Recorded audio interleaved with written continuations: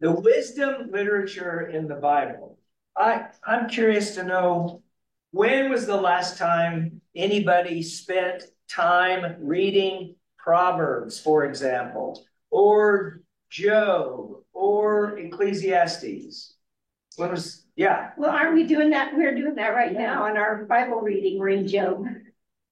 And no, not in our daily Bible reading. Yeah, I think I haven't done mine today. We are in Job. Yeah, and we've been in Psalms and Proverbs. Some Proverbs we've read, not very much. Oh, well, okay, maybe it's next week. Forgive us while we argue about where we are in the reading plan. I'm always a week ahead. I'm a week ahead. Yeah. Yeah, okay. Yeah, we're not in Job yet. Okay. Okay. Anyway, so I admit to you that even though, I try to read through the Bible regularly, I've never really concentrated on Proverbs, except over the years, people will quote a proverb as a means of guidance for daily living. And of course, that's very appropriate that we do that. But I hope to go a little further than, thank you, Deborah. Deborah went through Job in 2023. At the end. Well, since you mentioned that, Deborah, you want to tell us what that was like? Some of it is confusing.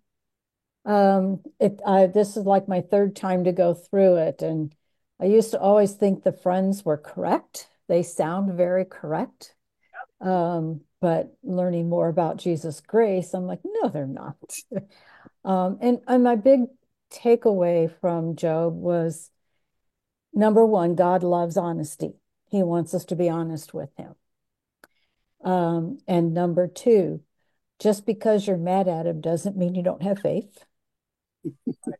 And that's part of the relationship. And of course, he doesn't have to answer. He just has to show up.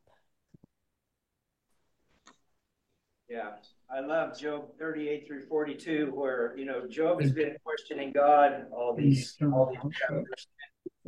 God says to Job something like, gird up your loins like a man. Now I will question you. So the tables are turned, and God never really answers Job's why question. But at the end of it, Job says, I had heard of you by the hearing of the ear, but now my eye sees you. So Job's life was changed, even though he didn't get the answer. Okay, enough of that. We're going to talk about Proverbs, and I'm going to mix in as we go some of Jesus' sayings. But I think it's important that we understand what kind of writing we will be reading. And it's not just one kind. It's a collection of kinds of writing. But let's start with this idea from The Prince.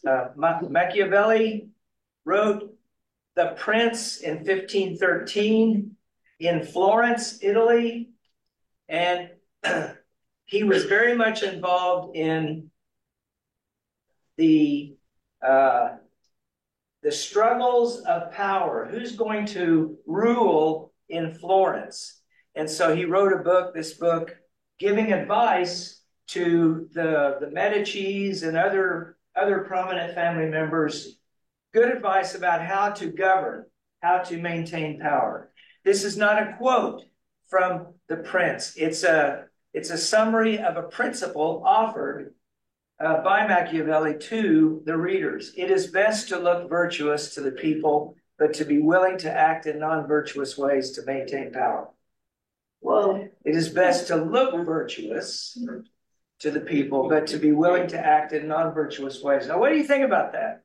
I mean, this is not exactly written like a proverb that we're going to be reading, but it is an admonition like the Proverbs are. So, what do you think of this?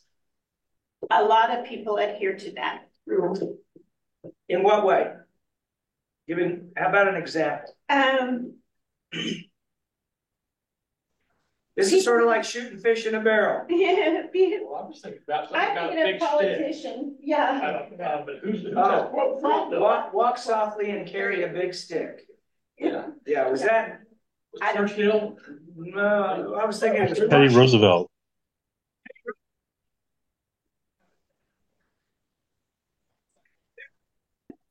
Okay, can you hear me? Yeah. Yes, Yes. Back to the prince. Any other thoughts about uh, this statement? This is like a proverb. It's best to look virtuous, appear virtuous, but you must be willing to act in non-virtuous ways to get your purpose accomplished. Anybody else want to comment on that? To get your purpose accomplished is very different than to maintain power. Oh. Well, unless your purpose is to maintain power. Yeah, Okay, okay. right, Okay. right. I don't think Jesus would have cottoned to any of us doing things in non-virtuous ways. Right. Don't think that's the message of the New Testament. That's a perfect segue. I didn't hear that, whatever it was. I said that was a perfect segue. Oh, okay. Here's what Jesus says that's similar, only not. And the context here is he's sending out the 12 for that mission in chapter 10 of Matthew. I send you out as sheep in the midst of wolves. And then he says, be wise, or in the King James, be wily as serpents and innocent as doves. So it's really the opposite, isn't it? It's, you can be shrewd, but still virtuous. That's the innocent part. Okay, now here's an example of an admonition from Jesus that is like Proverbs. And this is why some scholars think of Jesus as a sage, as a wise man. Some think of him primarily as a prophet. Some think of him as a miraculous healer. And some think of him as a sage or a wise man. And of course, the New Testament, the Gospels, describe him in all three ways. So it's a matter of emphasis. Could I ask us to think for just a moment, think out loud about how we in our world have picked up tips or advice for living? Where did it come? Where did these tips come from? How did we assimilate them? How did they kind of get a grip on us? All that. So just think out loud for a second about we've gotten a lot of wisdom that we've picked up over the years, or what might be called wisdom. How did that happen? Ben Franklin. Okay, Ben Franklin. Yeah, good. And everybody knows he was virtuous. Well, books. I mean, like, wasn't there one by Norman Vincent Peale about, I can't remember what the name of it was now. The Power of Positive Thinking. Oh, that's the one, yeah. Okay. Remember apples of gold and leaves of, what were that? Leaves Silver, of silver and yeah. apples of gold? That's a like quote from Proverbs. books of wise sayings. Yeah. Older people always had sayings. My parents had these sayings, and my grandparents did that you hear, and you don't hear those today. Right. Yeah. Oh, Yeah. I think we still hear them. I think the culture today primarily takes its wisdom from the media. Commercials are full of all kinds of little quips of wisdom of what's going to make you happy, or things like that, and news programs as well. And yeah, I think media, movies, lots of words of wisdom, takeaways, these little takeaways that they have. Yeah. Memes, they're called, Sound right? bites. Yeah. Memes Yeah. or Yeah. sound bites. Mhm. Yeah. But it's true that I don't know if our children are picking up anything, but we learned from our parents, our grandparents, other older wise people. One of my favorites, and this, these come to mind willy-nilly, but one of my professor advisors. He really became like a mentor to me. We were talking about some conflict going on, and he said to me, the worst thing in the world is to mean well and be misunderstood. Hmm. And that really stuck with me because I was in one of those situations at that moment, trying really hard to be clear, to be fair, and the more complicated the situation got, the higher the feelings got. The worst thing in the world is to mean well and be misunderstood. Now, I'll tell you what that did for me, and this is a little bit of a glimpse into Proverbs, right? So that saying is it's a catchy, a little bit catchy. It's very common sense in a way, but it's catchy. So I think about it. I thought about it a lot then. It kind of worked into my mind. And it gave me a certain perspective on relationship conflicts, right? Church politics and disagreements, things like that. Certain perspective, it has a kind of seasoning effect. So let's just take 1 or 2 more minutes on this. And is everybody still hearing me okay? Mm-hmm. Yes. The Lord be praised. Okay. Whoop. What happened? Yeah. Nope. Well, Yeah. now you're fading out. You should not have asked. Okay. It was perfect till it stopped. It seems like it happens right after one of us talks. Strangely. Well, we had this problem very early on in this arrangement, and then it went away, and we didn't have it for months.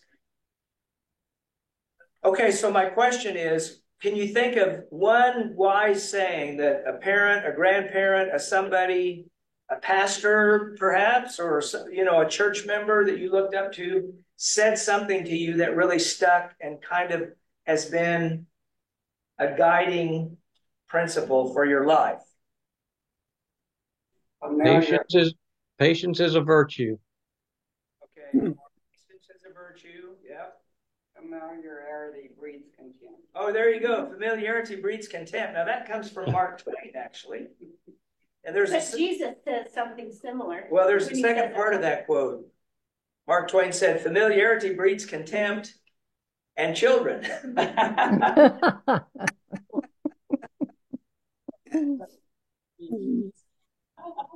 All right, here's my question about Machiavelli and Jesus. So those 2 quotes that we just had, Proverbs, which advice seems more realistic? Well, it depends on what you mean by realistic, because I think it is very easy to assume that if you look good on the outside, you can pretty much do anything on the sly, and as long as you didn't get caught, you'd be okay. I think that is the way the world lives. Yeah. So realistic, does that mean more common, easier to slip into, or is it a deeper truth? Well, yeah, in my mind, the Machiavelli principle is considered more realistic in certain contexts. I think if you're going to run for political office, if you're going to campaign, if you're going to compete in some way in politics, I think the wisdom really is you want to look a certain way, but you got to get the sausage made, or you have to win the election. And once you win the election, then you can move back to the center, as they say, or whatever. But you've got to be willing to go kind of loose with your principles for the sake of the larger purpose, which is to win or to pass the legislation or whatever. So I don't know if you agree with that, but it seems like to me there are certain dimensions of life where Machiavelli's advice would be considered much more realistic than Jesus. Well, it's easy to appeal to the baser instincts of human beings and our will to power and things like that. So, Right. Okay, well, let's get on with it. Tonight's going to be a little bit more introductory. We will look at certain passages, but I want to kind of introduce you to some of the background information on the book of Proverbs. These books that I've listed on the screen here are known as the wisdom books, not the book of Psalms entirely, but there are some Psalms that are known as wisdom Psalms, and they're meant to be teaching Psalms. Psalm 34 is it's known as an acrostic psalm. It has 22 verses, and it uses all the letters of the Hebrew alphabet. And there's a structure, even within the psalm, that uses certain Hebrew letters to go with certain points that are being made there. So there's a lot of, you might say, ingenuity in the way the psalm is written. But the main wisdom books are Job, Proverbs, and Ecclesiastes, which is known also as Kohelet. And we're going to be dealing with Proverbs. And by the way, a lot of commentators say that Proverbs and Job are set next to each other because it's like they're sort of having an argument with each other. You know, Deborah knows reading Job. In the book of Proverbs, a big principle is live righteously and you will prosper. And Job is about living righteously and still suffering. So you've got, and I find this really beautiful about the Bible, right? It sort of holds our feet to the fire and makes us think about experiences in life that don't fit perfectly any kind of template, right? And that helps us think that, knowing that helps us think about how to read Proverbs, which we'll get to in due time. Okay, some general characteristics of the book of Proverbs. The book of Proverbs is really not like any of the other books in the Bible except the wisdom literature, but there's really no reference to Israel or to Israel's history in the book of Proverbs. These sayings are thought of as universal. And the scholars can tell us that there are similarities between some of the Proverbs we have in our book of Proverbs and Egyptian Proverbs, for example, or Babylonian Proverbs. So one idea is that the writers, and there are several in the book of Proverbs, the writers or the compilers of the book of Proverbs take wisdom sayings that are kind of shared across cultures, and they tailor them, rooting them in a vision of the one God. So a monotheistic understanding of reality. God is our creator. Everybody answers to God, no matter what nation. So these sayings are thought to be universally true, shaped by what we know as Israel's conviction about there's really only one God, and that God created everything and everyone. So a universality, not particular. It's not just our story or our people. It's really for all people. There is some ethical instruction in the book of Proverbs. So I use the word prescriptive. Do this, right? Don't do that. There's also some descriptive materials. It's not telling us what to do or what to avoid. It's really describing the way things are. Like my friend. Worst thing in the world is to mean well and be misunderstood. He's not telling me what to do. He's telling me that just happens, right? This next point is very, very, very important because, and I'll try to illustrate this in a little bit. The Proverbs are context dependent. They're limited in their scope. A lot of times when we read Proverbs, we take them a verse at a time, 2 verses at a time. Who memorized Proverbs 3, 5, and 6? Trust in the Lord with all your heart and do not lean on your own understanding. In all your ways acknowledge him and he will direct your paths. And then I turn that into like a little, I'm not sure what to call it. If you do this, he will do that. Yeah, it becomes a little kind of formula. If I do this, then God will do that. Like, if I do this, then God has to do that. And that's where we start to miss what the Proverbs are actually saying. So the experts in Proverbs will tell us, don't be too quick to decide this is what this means.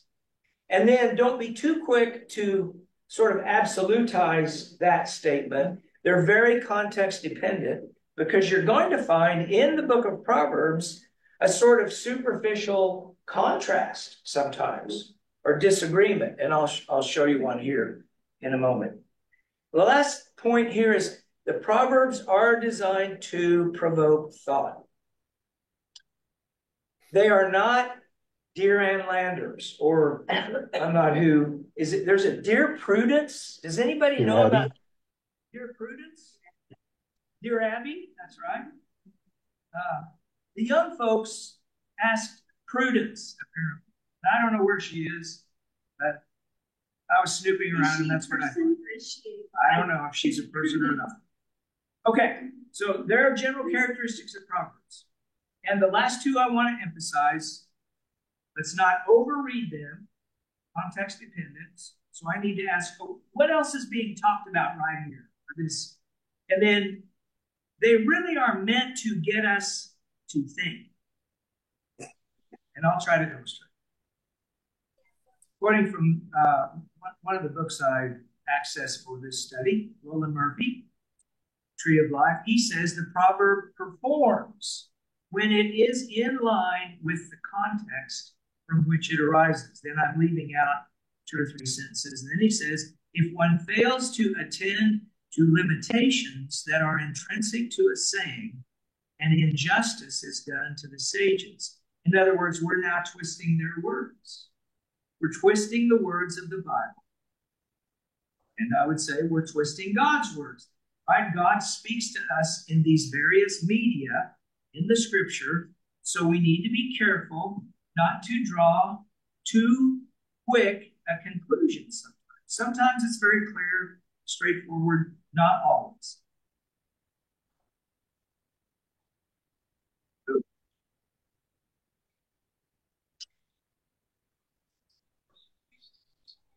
Here's an example of one kind of proverb that seems to contradict itself. So we have 2 lines, and they say opposing things. Do not answer fools according to their folly, or you will be a fool yourself. Okay, if I stop there, if I'm not looking at the other part of that proverb, that makes perfect sense, right? In other words, you don't get wrapped up in the foolish talk and become a fool yourself, okay? That's really clear. Now, going on. Answer fools according to their folly, or they will be wise in their own eyes. What do you make of that? That second point. What are we being told, do you think? Being told to point out their foolishness.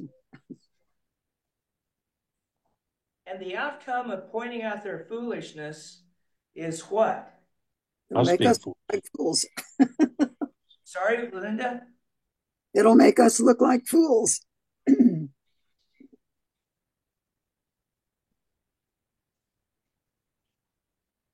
Oh, I lost you. I think it's saying teach them, basically. Don't argue with them, but teach them. Answer them with wisdom and facts or whatever, but teach them. Okay. Yeah. And if you don't, they'll just go on being wise in their own eyes. Let's try to imagine a scenario where this second part of the verse or statement is applied. Answer fools. Is everybody hearing me okay? Yeah. Yes. Answer fools according to Every time he asks that, he goes away. Okay, I'll try again. Answer fools according to their folly, or they will be wise in their own eyes.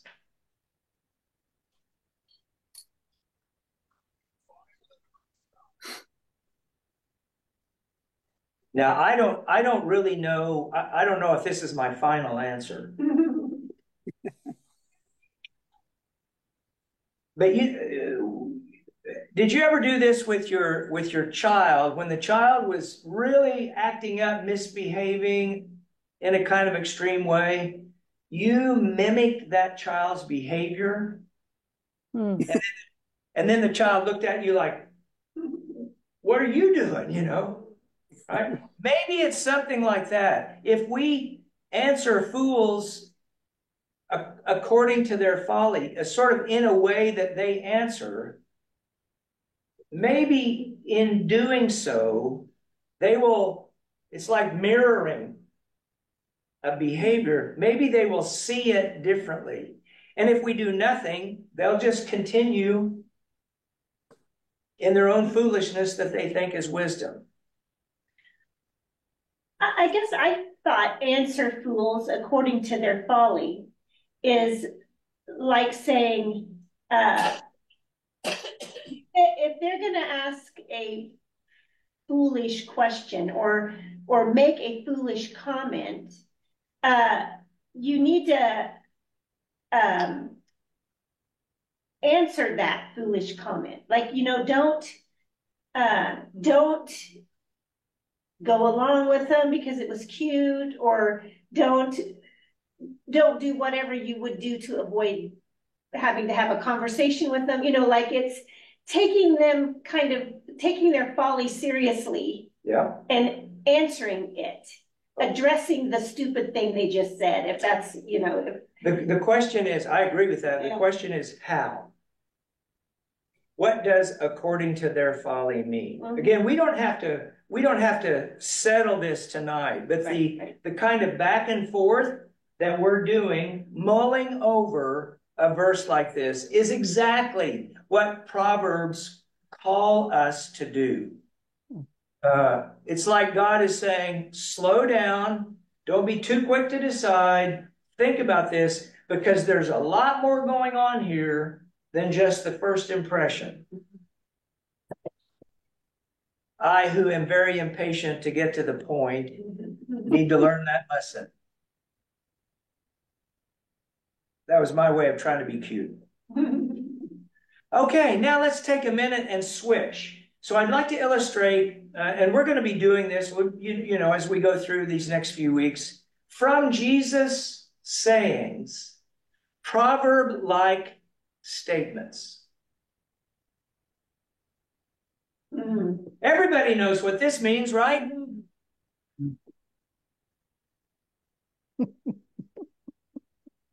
Do not give what is holy to dogs, and do not throw your pearls before swine, or they will trample them underfoot and turn and maul you. You know, I've read a fair number of Bible commentators on Matthew and this particular statement, and most of them admit we don't really know what he's saying here, or we don't know how to apply it, right?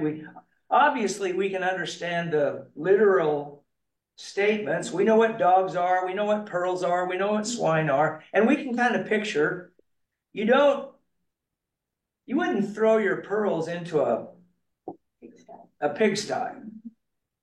We sort of get that, but what's Jesus really driving at here? Context. Is there anything in Matthew that would help us sort this out?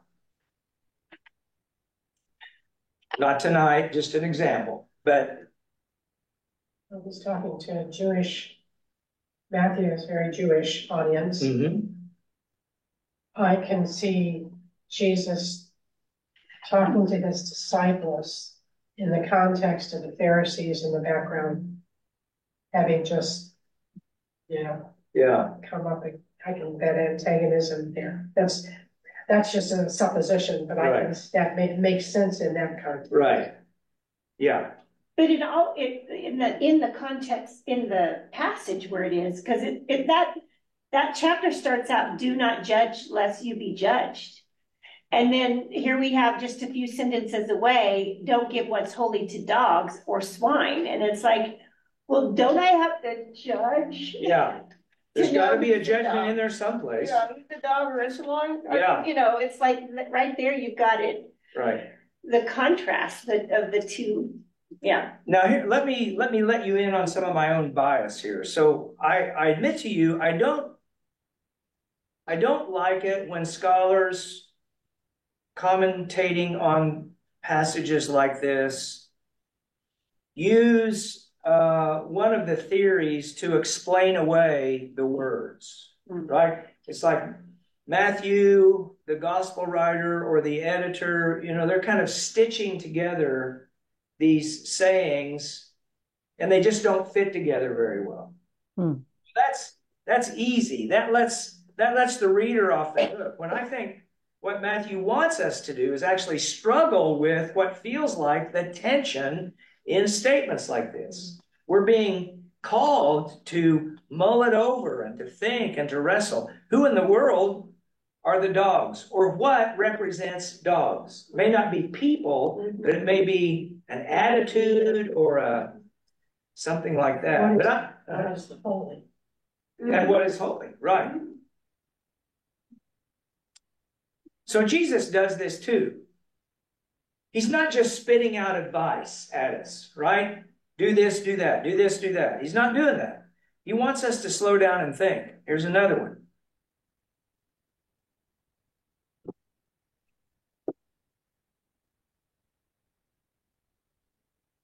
Now, this is more an admonition, a command. The other one was too, I guess. Do not, right? Do not do something. In this case, do something with an if there's a certain kind of problem in your life that's causing you to sin, right? Well, it would be so much easier if he had said, if there was a problem in your life that's causing you to sin. But he's saying hand and foot here, which is causing you to stumble. So that means he's put something in your path that shouldn't be there. Right. Now, we all would agree, would we not? Jesus is not literally telling people to cut off a foot or a hand. Because all of us know that I could cut off my hand and still sin, still stumble, still cause offense some way. So if he's not telling us to do something literally, then why does he use this kind of exaggerated language? Again, we don't have to answer it tonight, but that question is the sort of question that gets stirred up by these proverb-like wise sayings. I've often thought that he used hand or foot because they are placeholders for just about anything. I mean, anything, if you know that, well, he's probably not saying hand or foot, really, then your mind starts thinking about, well, what are those things? What is he talking about? And I mean, everything in life you can obsess on, and it can cause you to stumble. I mean, I can't think of a thing that wouldn't fit into that category. It's like, yeah, really any action then. Hand or foot, I think, implies some kind of action. Or it could be a possession, something you possess. Yeah. It could be an attitude. It can be, I mean, it can be anything. Well, but again, if it can be anything, then it can be nothing. So we have to be careful. That's true. In this case, I don't mean it, I'm not saying that it can be everything. I'm saying it could, that there is anything. There are many, many things that can cause you to stumble. And based on the person and the things in their lives, it could be anything. Yeah, okay. So then the key kind of spiritual growth point would be, what is it in my life that seems to fit this saying? Yeah. You I know, want you to know how serious it is because you could go to hell. Yeah, yeah, yeah. that's right. Into eternal fire. That's right. Okay. It's like he's Yeah. saying that you're always going to find things that are in your way, but you do have the ability to walk around it, to get rid of it, to get it out of the way so that it's not a stumbling block for you. Right. It's a good point. Mm-hmm. Yeah. Okay.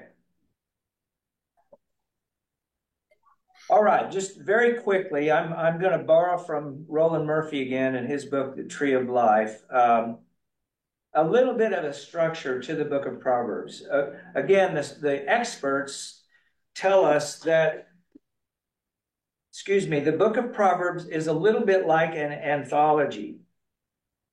And if you look at the subheadings scattered through the book of Proverbs, you'll find these kinds of headings or titles, you might say. And of course, the Proverbs of Solomon shows up several times. Many of the Proverbs in the book of Proverbs are attributed to Solomon. And by the way, let's turn just for a moment. I didn't put this in the presentation, but turn to 1 Kings chapter 4, verse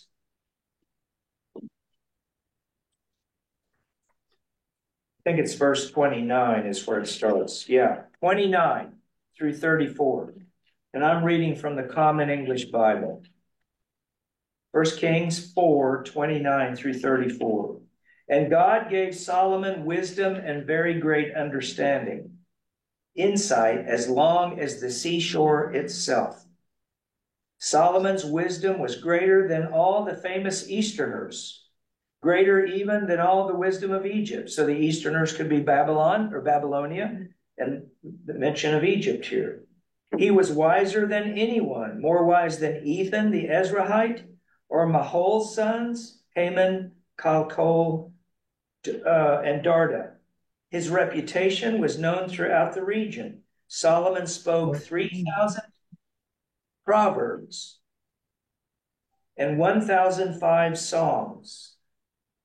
He described the botany of trees, whether the cedar in Lebanon or the hyssop that grows out of the wall. He also described cattle, birds, anything that crawls on the ground, and fish. People came from everywhere to listen to Solomon's wisdom. Even the earth's kings who had heard about his wisdom came. So there's a picture of Solomon. Again, the commentators would tell us, let's take that description somewhat advisedly. They're saying something true about Solomon, his wisdom, but it's comparative. He's wiser than all the kings around. Well, okay, that's making a point. Back to Proverbs. No doubt some of these Proverbs literally came from Solomon's hand. But other Proverbs could be considered attributed to Solomon because they fit a kind of Solomonic perspective of things. And so, or Solomon with a staff of Proverbs writers or gatherers could say, yes, that matches what I think. And so he didn't necessarily literally craft that proverb, but he gave his blessing to it. So the Proverbs of Solomon can be more than just the ones he himself came up with. But also you can see scattered throughout Proverbs, like in chapter 22, the sayings of the wise. Well, who are they? We don't really know who they are. It could be that there's like a school, teachers, the sayings of the wise.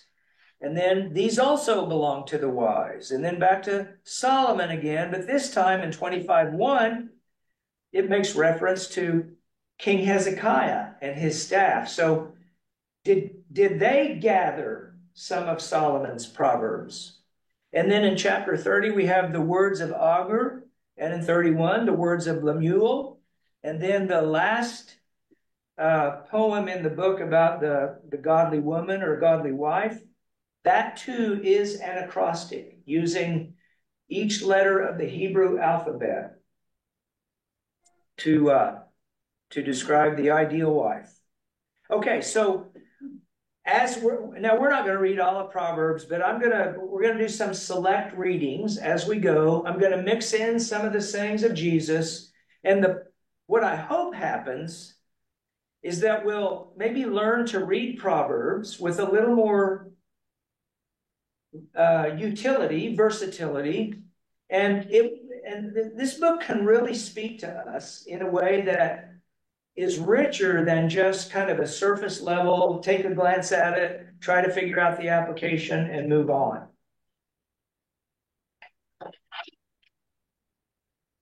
The word wisdom shows up a lot in Proverbs, and that word in Hebrew is chokmah. And wisdom is always rooted in the fear of the Lord. The beginning of wisdom, the fear of the Lord, is the beginning of wisdom. That's Proverbs 1:7. Where do these wisdom sayings come from? Well, from households. So mom and dad, grandma and grandpa pass these on to family members. Aunts and uncles shared with younger generations. But also trained scribes who study and gather and compose and comment on also probably are sources for the book of Proverbs. And as I've already said, all of the proverbs in Proverbs are attributed to Solomon, but not all directly come from his hand. All right, let's look at Proverbs 1:1-7.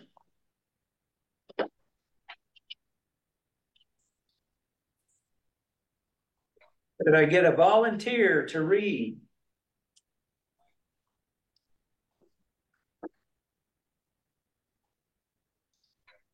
I'll read it. Okay. The Proverbs of Solomon, son of David, king of Israel.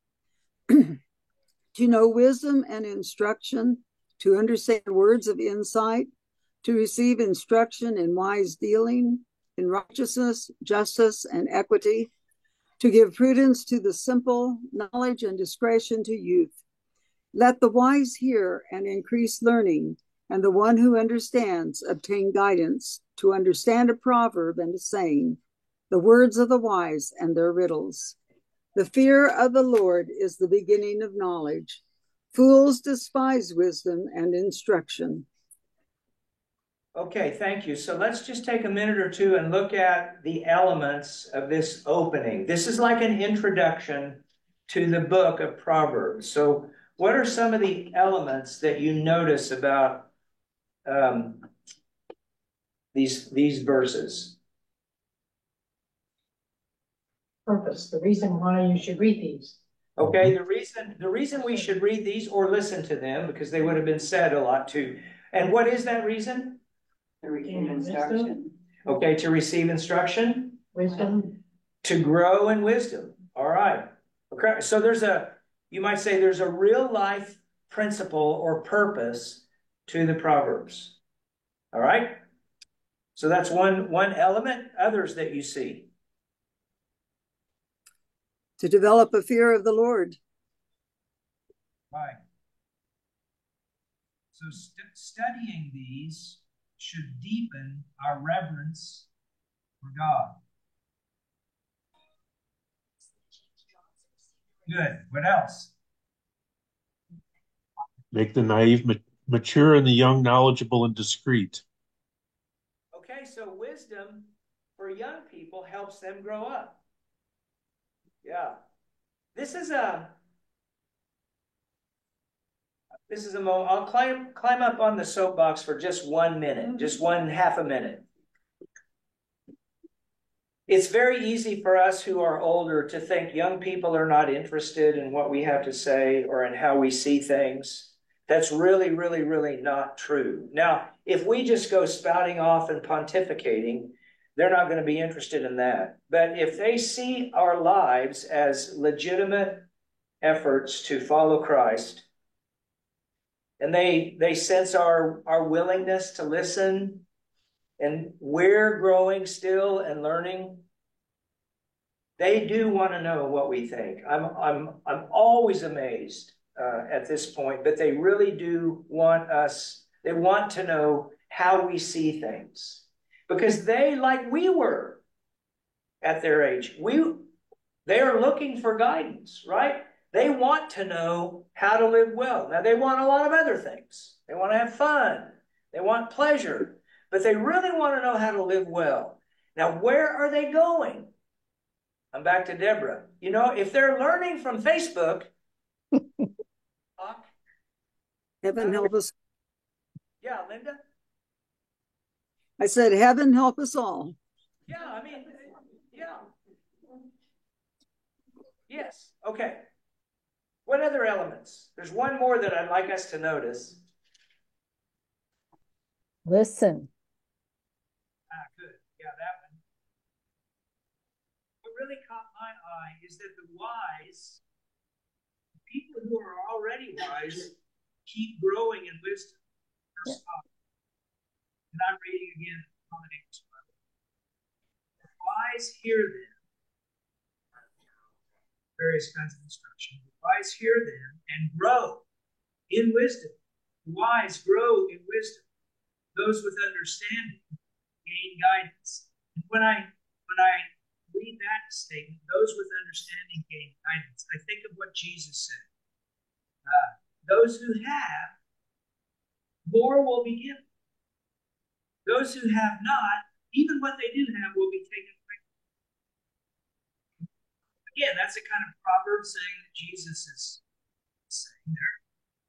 But I thought of that saying of Jesus when I read those.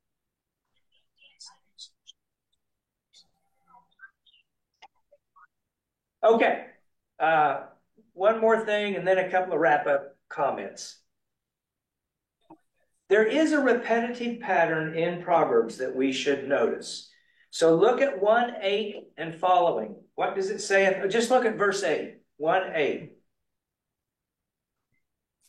Listen. Listen. Who is to listen? My son.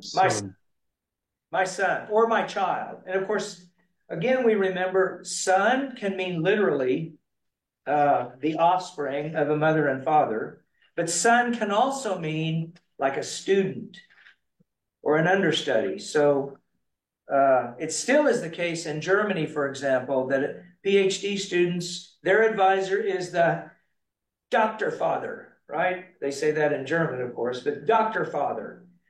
Okay, so look at 2:1.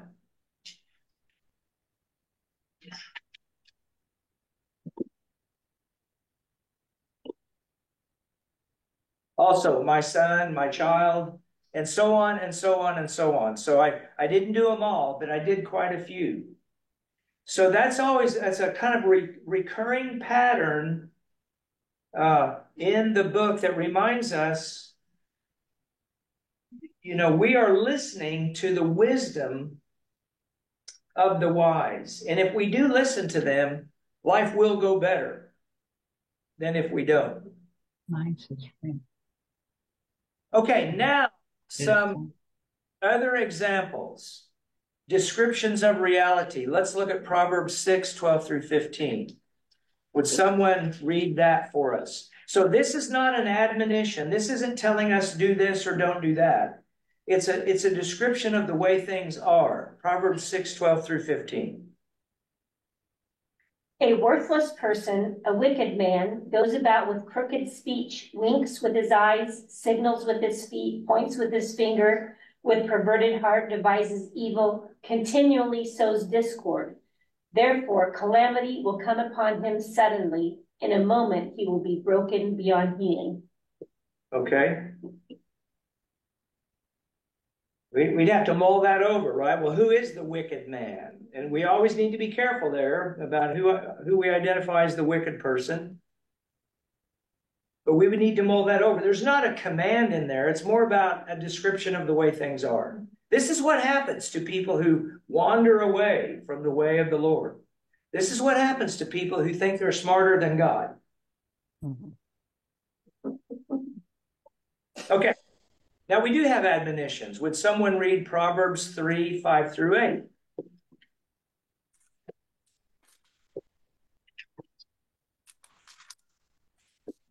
Trust in the Lord with all your heart and lean not on your own understanding. In all your ways acknowledge him, and he will make your paths straight. Do not be wise in your own eyes. Fear the Lord and shun evil. This will bring health to your body and nourishment to your bones.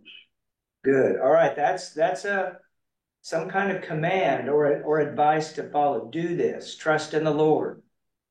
And don't listen to the foolishness. And the outcome is life and health, right? And this is where if I'm ill, then and I look at a verse like this and I start thinking, well, if I trust in the Lord somehow in a way that I'm not now, then that's going to make me well. That's a little bit too mechanical. The Proverbs don't work that way. Now we do. I don't want to take the punch out of God's promises to us.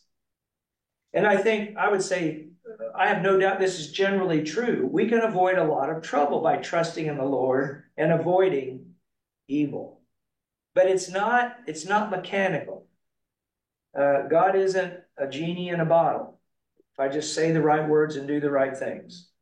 All right. And then there are blessings. Somebody read Proverbs 2:13, and then just a couple of verses after that. Proverbs 2:13. To forsake the paths of uprightness, to walk in the ways of darkness, who will rejoice in doing evil and delight in the perverseness of evil. Okay, hold on here. Did I get the wrong? Oh, maybe I read the wrong. No, you were reading. Yeah. Started in the middle of an idea. Yeah. Start in verse 12. Well, I'm sorry about that. I must have left out a digit. Is it 12:13? I don't know, but I won't bother with it now. I'll fix that and get back to you. What I wanted to show there, though, is it actually says in the verse that I have in mind, happy are those, or blessed are those, right?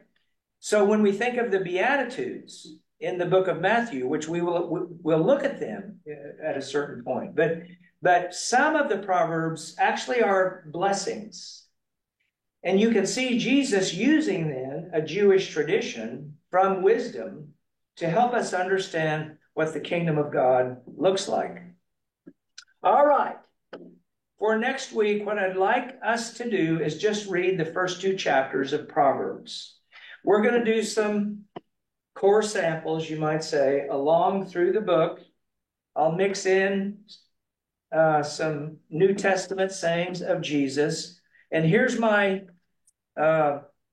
request to you. As you read these 2 chapters, do go slowly and notice the details. Notice if the direction reverses, if there's a contrast. Notice if it's repeated or if it's embellished. Notice those kinds of literary qualities. And maybe jot a note or two about what you think you're discovering or what questions it raises for you to read this way. And I would say the goal here, again, is we do want to grow in wisdom. So I hope this exercise is intellectually interesting to you, but also spiritually formative. As I mentioned earlier, I've been reading in Proverbs recently, and I've just found it very rich to do so. So, okay. I'm so thankful we got through this without too much of that technical difficulty. And Joni and I will work on it and do everything we can to make sure that doesn't happen again. Okay. What? I need to do a better job of keeping. Oh, Joni's taking attendance, so. Yeah.